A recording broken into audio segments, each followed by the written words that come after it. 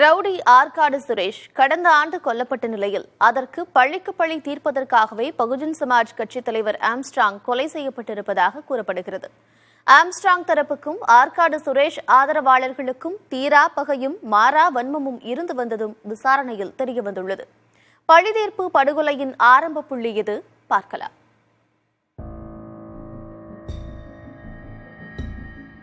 இரண்டாயிரமாவது ஆண்டின் வடசென்னையின் முக்கிய ரவுடியாக இருந்த நாயுடுவின் தீவிர ஆதரவாளர்களாக ஆம்ஸ்ட்ராங், தென்னரசு, பாம் சரவணன் ஆகியோர் இருந்ததாக கூறப்படுகிறது. இந்த நிலையில் பூந்தமல்லியில் வைத்து ரவுடி நாயுடுவை ஆற்காடு சுரேஷ் மற்றும் அவரது கூட்டாளிகள் இணைந்து படுகொலை செய்தனர். அப்போதுதான் ஆரம்பமாகியிருக்கிறது ஆம்ஸ்ட்ராங், ஆற்காடு சுரேஷ் தரப்புக்கு இடையேயான பகை. தென்னரசு, பாம் சரவணன், ஆம்ஸ்ட்ராங் ஆகிய மூவரும் சேர்ந்து ஆற்காடு சுரேஷை கொலை செய்ய பலமுறை முயற்சித்தும் அவரை நெருங்க முடியவில்லை என்று கூறப்படுகிறது.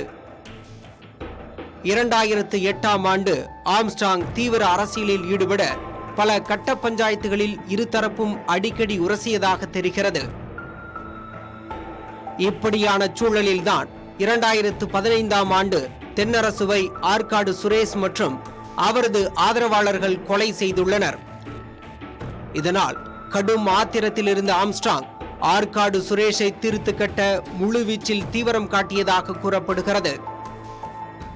இதற்காக ஒத்தக்கண்ணு ஜெயபால் என்பவர் மூலம் கூலிப்படையை ஏவியதாக தகவல்கள் தெரிவிக்கின்றன.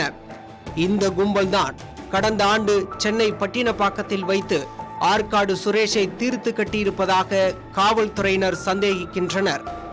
பள்ளிக்கு பள்ளியான இந்த ஆட்டத்தில் அடுத்ததாக ஆம்ஸ்ட்ராங்கை கொலை செய்ய ஆற்காடு சுரேஷின் தம்பி ஆற்காடு பாலா இறங்கியதாகவும் சொல்லப்படுகிறது. அவருக்கு உதவியாக இருந்த திருமலை என்பவர்தான் ஆம்ஸ்ட்ராங்கின் பெரம்பூர் வீட்டின் அருகே கடந்த ஒரு வாரமாக ஆட்டோவை நிறுத்துவது போல நோட்டமிட்டிருக்கிறார். ஆற்காடு சுரேஷின் பிறந்த நாளான ஜூலை 5ஆம் தேதியில் உணவு டெலிவரி செய்யும் ஊழியர்கள் போல நடித்து ஆம்ஸ்ட்ராங்கை ஆற்காடு பாலா தரப்பினர் கொலை செய்திருப்பது காவல்துறை விசாரணையில் தெரிய வந்துள்ளது. புதிய தலைமுறைக்காக செய்தியாளர் அன்பரசன்.